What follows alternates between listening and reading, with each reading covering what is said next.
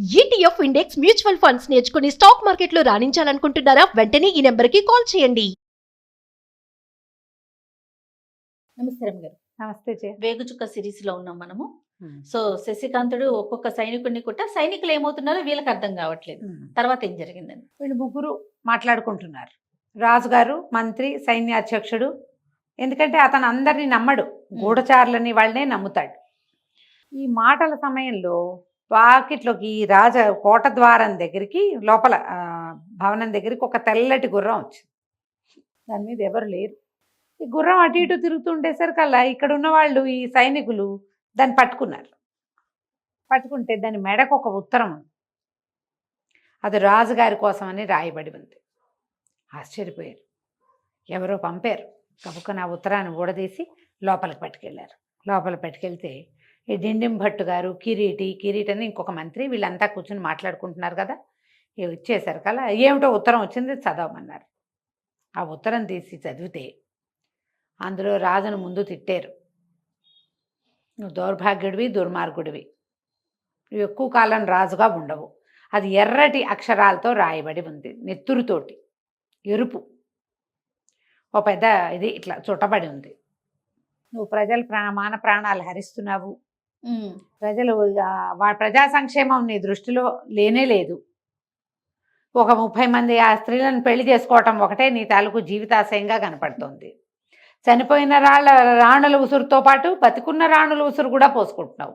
స్త్రీల ఉసురు పోసుకున్నవాడు బాగుపడినట్టు ప్రపంచంలో ఎక్కడా లేదు, చరిత్రలో లేదు. నువ్వు ఈ పైగా ప్రజల్ని కూడా ఇప్పుడు నువ్వు ఇలా ఏదో వేషం వేయటం కోసం ప్రజల దగ్గర నుంచి సొమ్ము వసూలు చేస్తున్నావు. ప్రజలకు కావాల్సిన ఏ వెసులుబాటు నువ్వు ఇవ్వటలేదు. రైతులు నిరుపేదలైపోతున్నారు. బడుగు బాధిత వర్గాలకి బాధకుడుగానే నువ్వు తయారయ్యావు. నువ్వు ఎక్కువ కాలం రాజుగా ఉండవు. నీ అంతు చూడ్డానికే నేను నీ రాజ్యంలో అడుగుపెట్టాను. కాసుకో, నీ చెర నుంచి నీ రాజ్యాన్ని, నీ రాణుల్ని విడిపిస్తాను నేను. బస్తీమే సవాల్ అని రాయబడి ఉంది. వేగుచుక్క, ఇట్లు వేగుచుక్క. ఆ కిరీటి అదంతా చదివాడు. రాజుగారు ఏం చేశాడు, ఎప్పుడైతే రాజును ఖబర్దార్ అంటున్నారో సైనికుల్ని పంపించేశాడు. వీళ్ళే చదువుకున్నారు ఉత్తరం. ఆ ఉత్తరాన్ని డిండిం భట్టు చేతిలో పెట్టారు. ఇదేమిటండి, వీడెవడండి మన నెత్తి మీదకి? వేగుచుక్క అంటే ఏమిటంటే, వేగుచుక్క అంటే శుభం, అదృష్టాన్ని తెస్తుంది వేగుచుక్క. ఎవడికి అదృష్టం అండి? నాకు అదృష్టం కాదు, నా రాణుల్ని రక్షిస్తాను, రాజ్యాన్ని రక్షిస్తాను అంటున్నాడు. ఎవడు వీడు? ఊళ్ళోవాడా, బయటవాడా?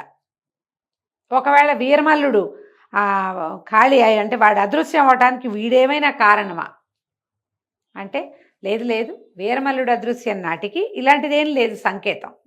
ఇప్పుడు ఈ ఉత్తరం ఎప్పుడు వచ్చింది మనకి? మన సైనికులు కప్పం వసూలు చేసుకోవడానికి వెళ్ళినప్పుడు జరిగింది మొదటిది. రెండోసారి అక్కడ ఏదో కాకతాళీయంగా జరిగి ఉండొచ్చు.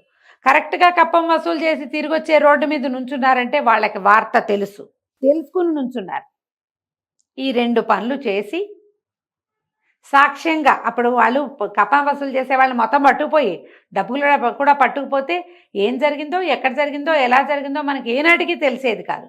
కానీ వీడేం చేశాడు, తను ఎక్కడ కొట్టాడో అక్కడ నుంచుని డబ్బు మాత్రం మనకి పంపించి మనుషుల్ని తీసుకెళ్ళిపోతున్నానని ఒక సాక్షిని మన దగ్గరికి పంపాడు.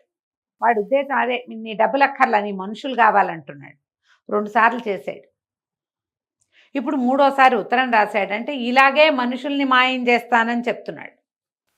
కాబట్టి ఇప్పుడు ఇది వేరేగా ఆలోచించాలి. ఆయన ఉత్తరం అంతా చూస్తే అన్ని గుండ్రటి అక్షరాలు. ఇది ఎవరో మంత్రి రాసిన అక్షరం. ఇది ఈ అక్షరము మంత్రులు రాసిన అక్షరాలు. ఎవడో కుర్రాడు, ఎవడో ఒక ఏమంటారు ఏరాగేరావాడు, రాబిన్ హుడ్ రాసింది కాదు ఇది. వీడు చదువుకున్నవాడు, తెలివిగలవాడు. అక్షరాలన్నీ గుండ్రగా ఒకే సైజులో ఉన్నాయి. అంటే మంత్రిత్వం నేర్పేవాడు, మంత్రిత్వం నేర్చుకున్నవాడు ఎవడో రాశాడు ఈ ఉత్తరం. గ్రాఫాలజీ ఉంటుంది కదా, అది రాసింది చూస్తేనే వీడు ఏ క్యాడర్కి చెందినవాడు అనేది తెలిసిపోతుంది. ఖచ్చితంగా వీడొక మంత్రి అంటే వీడికి రాజు ఇంకొకడు ఉండాలి. ఇంకొకడు ఉన్నాడు ఎవడో. సరే చూద్దాం ఏం జరుగుతుందో చూద్దాం. ఈ లోపల పహరాగా ఇద్దాం. ఇంతలో ఏం చెయ్యొచ్చు మనం? ఈ వేగుచుక్క అని పేరు పెట్టుకున్నాడుగా, వేగుచుక్కని పట్టించిన వాడికి 1,00,000 రూపాయలు బహుమానం. ఆ చుక్కి చెప్పినా సరే, వాడినే పట్టుకున్నా సరే దండోరా పిటాయించారు మొత్తం. దండోరా కొట్టారు. వెంటనే రాణులకు కూడా ఈ వార్త తెలిసిపోయింది. వాళ్ళల్లో వాళ్ళు మాట్లాడుకోవటం మొదలుపెట్టారు. ఎవరు ఏమిటి, ఇప్పుడు ఇలాంటిది ఏదైనా రాగానే అందరం మాట్లాడుకుంటూ ఉంటాం అంతే కదా. ఈ రాణులు ఏమనుకున్నారు, వీడెవడో మన పట్ల వీడికి సానుభూతి ఉంది, ఈ రాజును ఏమైనా చేశాడంటే మనకి స్వతంత్రం వస్తుంది, హాయిగా పుట్టిళ్ళల్లో అయినా సుఖంగా ఉంటాం, మన జీవితం ఇంకా మంది, వీడి కాలు కింద ఉండాల్సిన పని లేదు మనం. కాబట్టి వీళ్ళందరూ రాణులందరూ వేగుచుక్క పక్షం అయిపోయారు. మనసుల్లో అదేముంది, ఏం జరుగుతుందో అని చూస్తున్నారు. ఇక ఊళ్ళో చెప్పుకోవటం మొదలుపెట్టారు. రహస్యం ఎన్నాళ్ళు దాగుతుంది, 2 సార్లు మనుషులు లాక్కుపోయారు, డబ్బు వదిలేశారు అనేది చిలవల పలవలుగా రకరకాల మాటలు వచ్చినాయి. వేగుచుక్క కుటుంబాన్ని మన రాజు నాశనం చేసి ఉంటాడు, అతను ఎంత బతిమలాడినా ఈయన వదిలిపెట్టి ఉంటాడు, ఆయన అలాంటి వాడే, అందుకే వాడు పగ తెచ్చుకుంటున్నాడు అని ఇలాంటి కొత్తవి పుట్టించారు. ఊళ్ళో వాళ్ళు మాట్లాడుకునే మాటల్లో బోళ్ళని మంది ₹1,00,000 కావాలనుంది కొంతమందికి. కానీ పెద్దవాళ్ళంతా ఏమంటారు, ఒరే వీడు పోతాడు రా నాయన, ఎవడో ఒకడు రావాలనుకున్నావు, వాడు వీడే అయ్యి ఉంటాడు, ఈ రాజు పోతే మన ప్రాణం హాయిగా ఉంటుంది, ఇప్పుడు మనకేం ఇబ్బంది లేదు. కానీ మన ఊళ్ళో ఉన్న బక్క రైతులంతా చచ్చిపోవటల్లా, ఆడపిల్లల్ని దాచుకోలేక వస్తున్నామా. ఈ ఉన్న 30 మంది రాణుల్లో ఎవరు ఏ దుశ్చర్యకి పాల్పడ్డా రాజు దాన్ని చంపేస్తాడు, తర్వాత రోడ్డు ఎక్కుతాడు. ఇప్పుడు చూసాక 3 సార్లు 4 సార్లు. మళ్ళీ మొన్నే కదా కుందనవల్లిని పెళ్లి చేసుకున్నాడు, వ్యాపారస్తుని చంపేసి. కాబట్టి ఈ 1,00,000కి ఆశపడి వాడెవడో ఆనుపాను తీద్దామన్న ఆలోచన చేయకూడదు. వీడు రాజుకి ఏ రకంగా శాస్తి చేస్తాడో చూడాలి. ఇంతలో సాముగారిడీలు చేస్తున్న 40 మందిని ఒకే దెబ్బకి ఎత్తుకుపోయారని తెలిసింది. ఇవి నేర్చుకుంటారుగా వీళ్ళంతా. అవునవును, మన ప్రాక్టీస్ చేస్తారు జిమ్లో, నేటివ్ జిమ్ములు, అక్కడ గరిడీలు చేస్తున్న వాళ్ళని పట్టేశారు. 40 మంది ఒక దెబ్బకి పొద్దున వెళ్ళారు, సాయంత్రానికి ఎవరు లేరు అక్కడ, మొత్తం అంతా వెళ్ళిపోయారు ఎక్కడికో. వాళ్ళని వీళ్ళే ఎవరో తీసుకుపోయారు. ఈ తీసుకుపోయింది ఎవరో ఎట్లా తీసుకెళ్తున్నారో కూడా తెలియటల్లా. దీనికి 3 దారులు ఉన్నాయి ఆ దేశానికి, ఆ రాజ్యానికి. 3 దారులలోనూ అడవులు ఉన్నాయి. అడవుల్లో ప్రతి అడవిలోనూ గూఢచారులు ఉంటారు అంచెల వారీగా. వాళ్ళ కళ్ళు వీళ్ళు ఎట్టా కప్పుతున్నారో తెలీదు. ఒక 4-5 రోజులు గడిచాక ఏ అడవిలోనూ గూఢచారు అనేవాడే లేడు అని తెలిసింది. ఎందుకంటే వాళ్ళని ముందే లేపేశారు, వాళ్ళని పట్టుపోయారు ముందే. ఇది ఏం చేయాలో తెలియటల్లా. కానీ ప్రజలు చాలా ఈగర్గా వెయిట్ చేస్తున్నారు. వీళ్ళు ఏం చేశారు, అక్కడి నుంచి సైనికులు మొత్తం ఊరంతా అన్ని సత్రాలు, అన్ని సందులు గొంతులు, కొత్త వాళ్ళు ఎవరైనా వచ్చారా అని వెతకటం మొదలుపెట్టారు. వీళ్ళు ఈ 40 మందిని మాయం చేశాక పూటకోళ్ళమ్మ ఇంటి దగ్గర వంట చేయించారు. వేడి వేడి గారెలు బూరెలు అవి చేయించారు, అందరికీ పంచిపెట్టారు. వేడి గారెలు బూరెలు తింటున్నారు. సైనికులు వచ్చారు.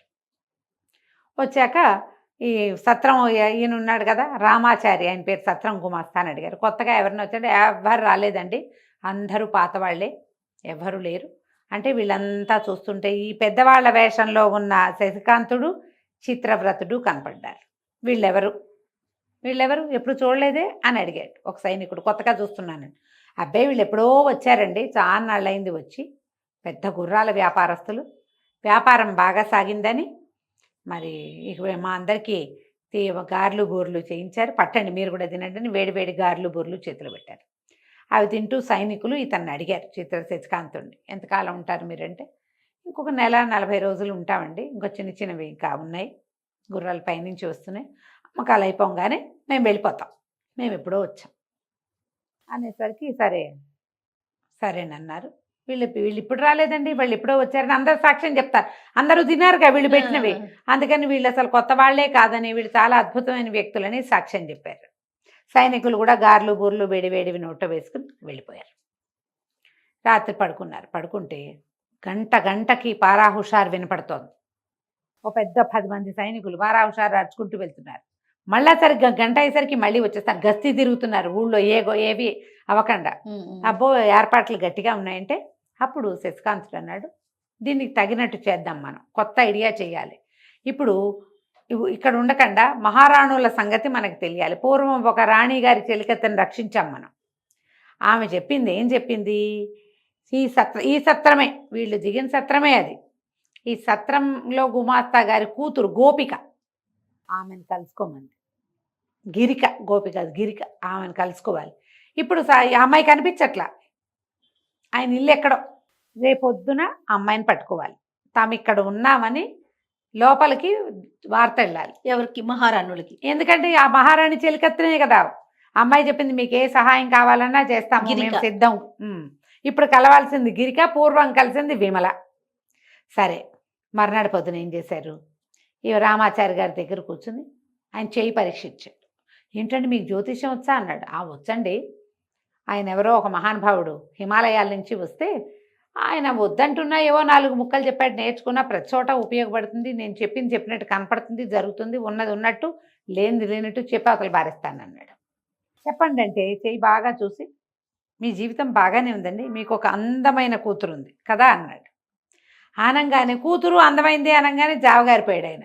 అవునండి, నాకు ఒకతే కూతురు ఉంది, మా కూతురు చాలా అందగత్తే, రాజుగారికి కనపడకుండా దాచిపెట్టుకుంటున్నామండి అన్నాడు. అనేసరికి చాలా బాగుంది, మీ కూతురు భవిష్యత్తు కూడా చూస్తే బాగుంటుంది, ఇంకా అమ్మాయి భవిష్యత్తు చాలా బాగుంటుందండి అన్నాడు.